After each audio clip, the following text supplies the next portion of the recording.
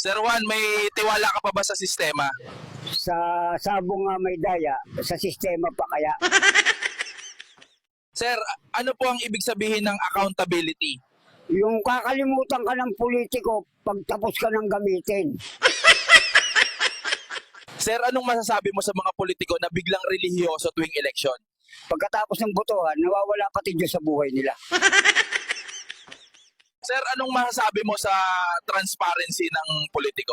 Transparent naman, kita mong wala talaga silang ginagawa. Sir Juan, anong masasabi mo sa mga nangangako ng libreng edukasyon? Puro aral ang pangako, pero kamote ang resulta. Sir, anong opinion mo sa mga politikong laging viral? Trending lang sila, pero sa serbisyo, loading. Sir, bakit daw hindi ka na bumuboto ngayon? Kasi parang sine lang yan, alam mo na ending, puro iyakan. Sir, bakit mo tinawag na ninja moves yung pamumuno sa barangay? Kasi lahat ng pondo, biglang nawawala. Sir Juan, anong tawag mo sa politikong maraming bodyguard? Yung may takot sa tao, pero walang takot mangako. Sir, anong payo mo sa mga politiko bago magsalita? Tingnan muna yung mukha ng taong gutom, baka hindi bagay ang script mo. Sir, paano po palalaguin ang agrikultura? Lahat ng politiko, patanimin ng kamote para maranasan nila ang tinatanim nilang pangako. Sir Juan, ano po ang paborito mong subject nung estudyante ka pa? Recess. Doon lang ako hindi bumagsak.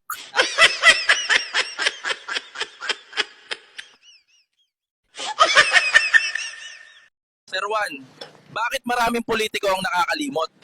Kasi mahirap tandaan ang pangako pag busog na ang bulsa. Sir Juan, ano po ang tanong na dapat itanong sa kandidato? Hindi anong maibibigay mo, kundi ilang taon ka namin pagdurusahan. Sir, bakit laging may artistang endorser ang mga kandidato? Para kahit pangit ang plataforma, maganda pa rin sa poster. Sir Juan, dapat po ba ang politiko may diploma? Hindi.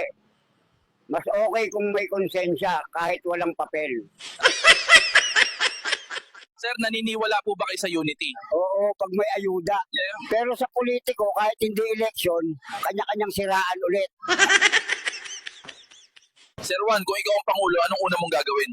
Magtatayo ako ng waiting shed sa Malacanang para sa mga pangakong di pa dumarating.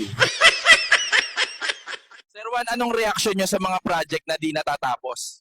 Parang relasyon, inumpisahan, iniwan, tapos sisihin yung next. Sir, anong tingin nyo sa politikong nagbabagong anyo tuwing eleksyon? Parang transformer. Pero sa dulo, pareho pa rin, trapo form. Sir Juan, anong masasabi nyo sa confidential fund? Ayun yung pondo na hindi mo alam, pero sila laging may alam. Sir, anong masasabi nyo sa mga political survey? Parang chismis sa kanto. Maingay, pero hindi mo alam kung totoo. Sir, kung may utos ka sa mga politiko, ano yon? Isang araw lang sa squatter para malaman kung sino talaga ang kawawa. Sir Juan, may magic po ba sa election? Meron.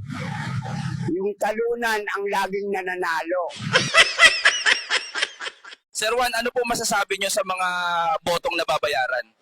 Short term saya, long term sumpa. Sir, paano mo malalaman kung sobrang high na high ka na?